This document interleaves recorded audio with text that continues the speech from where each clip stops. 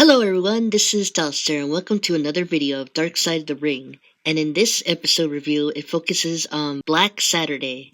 This day is supposed to be about Vince McMahon taking control, so I have no idea or clue on what it's about. I will see what it's about as it is the last episode for season 5. Since this is the last episode for the season, I will work on season 2 and season 3 as I have not done episode reviews for those yet. I recently did Chris Benoit Part 1, so if you want to check that out, you can watch it on my video library. Black Saturday was a day that Vince McMahon Jr. took over the time slot on WTBS, which is now known as TBS in the US. Originally, GCW, Georgia Championship Wrestling's WCW, World Championship Wrestling, would be shown on this time slot. But since Vince had purchased that time slot, the rivalry between him and Ted Turner would last a long time. Unfortunately, after getting the time slot for WTBS, 1 year later, it ended up being a flop, so Vince used the money in order to make the first WrestleMania event.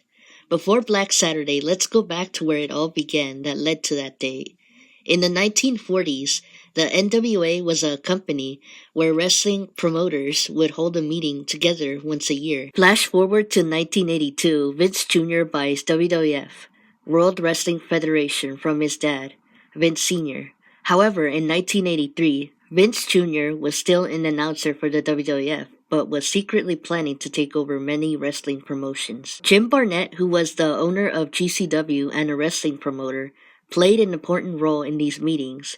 He was known to be very professional and clean, as most of the promoters in the 80s were either braggers or former wrestlers.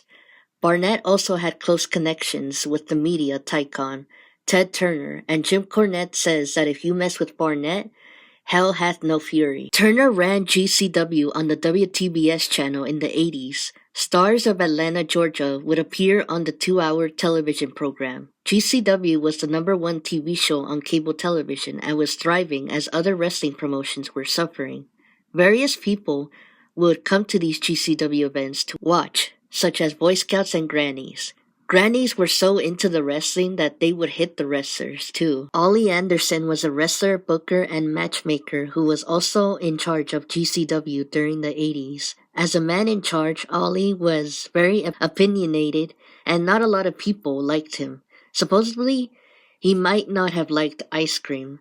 His son Bryant said that his dad was the same person at home as he was in the ring.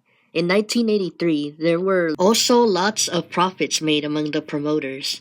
Stocks, investments, and other cash were involved for the buying of GCW. One day, Ollie got into Barnett's office and examined Barnett's receipts, which were bills, chefs, drivers, and other random things that should have been used for GCW and not for Barnett's personal use. In the next meeting, Ollie came in and told the owners that Barnett was embezzling checks for his own needs, and the majority of the stockholders sided with Ollie. Ollie gave Bobby, a former GCW employee, checks that Barnett had kept and said that he was going to take over GCW. With the promoters wanting to buy stocks and shares, Ollie and Barnett actually hated each other. In reality, GCW was in a lot of debt as Jim Barnett was buying things for himself and not buying things for the company, such as buildings and TVs that they needed at the time.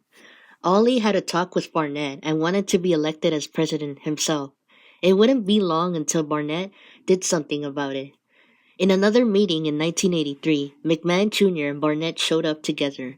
Barnett and McMahon announced that they were going to resign and go into business for themselves. When it comes to these wrestling promoter meetings, some tend to play dirty when it comes to money, and one person ended up being arrested for selling drugs, allegedly. Vince had a show called AAW, All American Wrestling, WWF's own version, where he would call up promoters to have their wrestling tapes shown in AAW. Afterwards, Vince bought lots of talent such as Junkyard Dog, Ricky Steamboat, Kerry Von Erich, and Hulk Hogan. At this point, Vince was public enemy #1. Wrestling companies were at war with each other, and Barnett would start working with Vince Jr. because Barnett still wanted to take down Ollie and GCW. Since Ollie was the owner of GCW, he was stressed as the company was suffering. Top guys were leaving the wrestling territories as Vince would end up buying a lot of them. The Briscoes wanted Ollie out, but they had to get the agreement from the shareholders. One day, when the Briscoe brothers were at a bar, Ollie was also there and had a pocket knife. He cut himself on the top of his head in front of the Briscoe brothers. Ollie and the Briscoe brothers had some sort of bloody agreement, but Vince would end up owning 67.5% of GCW. In 1984, Ollie's mom died, which caused Vince to take advantage of that and take control of GCW. When Vince tried to introduce Ollie to his wife Linda, Ollie stuck his middle fingers out and said that he wasn't going to give Vince GCW. Until July 14, 1984 had come, that's when things took a different direction. Viewers on that day were waiting for GCW to premiere on TV until Vince McMahon made a surprise appearance. Fans were not happy, and some people rioted through the phones as they wanted GCW. In that appearance, Vince showed wrestling tapes, but fans were not buying it. After obtaining GCW's time slot, Vince fired a lot of the employees who had worked there for a long time. The Briscoes hired a security guard as they heard that Ollie hired a hitman to kill them. Eventually, Ollie sells his shares to Vince in order to get his own promotion. Ollie went to Ted Turner and gave Ollie a time slot that happened to be on Saturday night. This caused Vince to struggle, and he ended up turning to Barnett for help. Barnett was able to find a buyer, which was Jim Crockett Promotions. A year after taking over the WTBS time slot, it flopped and Vince instead worked on the first WrestleMania. Bryant said that his dad Ollie had a grudge on Vince for a very long time. Dave Meltzer calls Vince a vicious shark in the sea. In 1987, Vince let go of Barnett as Barnett was more into old wrestling while Vince was more into modern wrestling. Through the years, wrestling has dominated cable TV for 40 years by Vince Jr. Bryant said in this episode that his dad was suffering from MS, multiple sclerosis, and was not able to do much, so he interviewed in his father's place as he was explaining Black Saturday. Unfortunately, Ole Anderson died on February 26, 2024, days after they recorded this episode. Dave Meltzer thinks that wrestling territories were killed by cable TV. Vince put a lot of wrestlers out of work in the 80s. Years after Black Saturday, Vince got into trouble for embezzlement and allegations of SA. Vince had to quit WWE or else stocks would go down. He eventually came back and the merge between WWE and UFC happened. At the end of the episode, it shows words that mention about Vince recently resigning from his role as TKO Executive Chairman on January 26, 2024. Vince also resigned from his position on the board of directors after Janelle Grant, a former WWE employee, filed a lawsuit against him. The allegations were Vince being physically and emotionally abusive, SA, and trafficking. This ended his 55-year run with WWE. Interviewers for this episode are Jim Cornette, Gerald Briscoe, Dave Meltzer, Tommy Wildfire Rich, Bobby Simmons, former GCW employee, Joe Hamilton Jr., wrestling referee, who is also known as Nick Patrick, Bryant Rogowski, son of Ole Anderson, Louis Cottran, former GCW employee, and Bob Roop. It was an interesting episode as I got to know more on Vince Jr.'s success and how things can go around. Ole Anderson seemed like he was determined to keep GCW running, but it was probably a dead end at that point since Jim Barnett allegedly used the money for his own needs.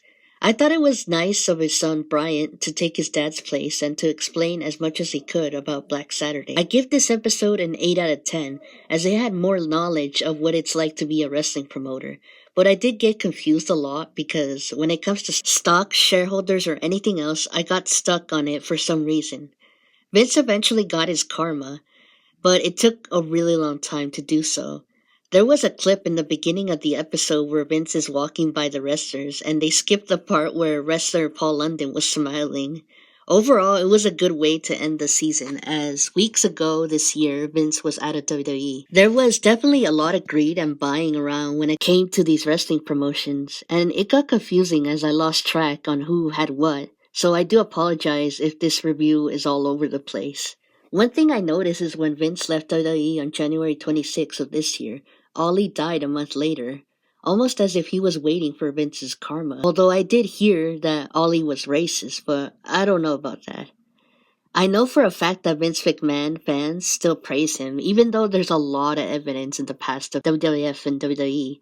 I think for season 6 of Dark Side the Ring, it will probably focus on Vince only, as I heard people in the comments talking about the allegations that Dark Side of the Ring could make a whole season about it. Also, there was an ad I saw on Instagram where Vice asked people if they had any stories on Vince or if they wanted to share their stories with them. But only time will tell. But thank you guys for watching my episode review for season 5 of Dark Side of the Ring, and season 2 and season 3 will be coming up. Take care of yourself and your mental health and everyone around you, and I'll do the same too. Bye guys.